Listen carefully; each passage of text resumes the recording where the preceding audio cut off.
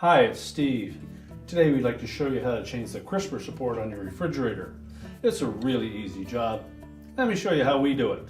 Now to do this repair, all we need to do is open up the refrigerator, and then we're going to remove all of the items that are on this shelf and pull the two crispers out and set those aside. Now with all of the items removed off of the crisper shelf, we're next going to pull the crispers out and set them aside.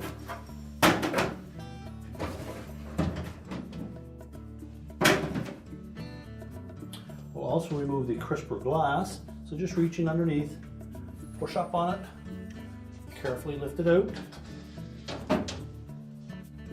and set it gently down. Now next we'll grasp that center rail as well as the front rail on that crisper support, and just pull that support slightly forward while holding the center rail in place. Once you clear the front edge of it, lift up and pull it away. We can discard the old one.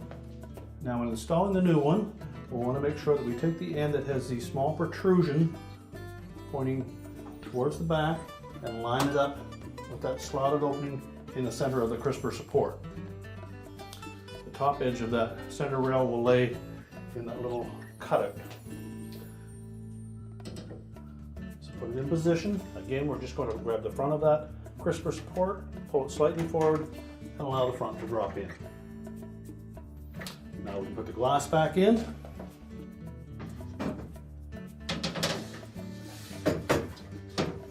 And when installing the glass, make sure that it sets down into the recess.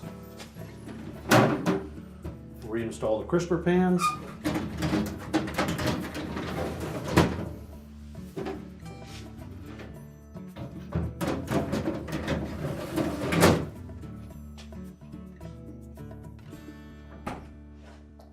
And our repair is complete.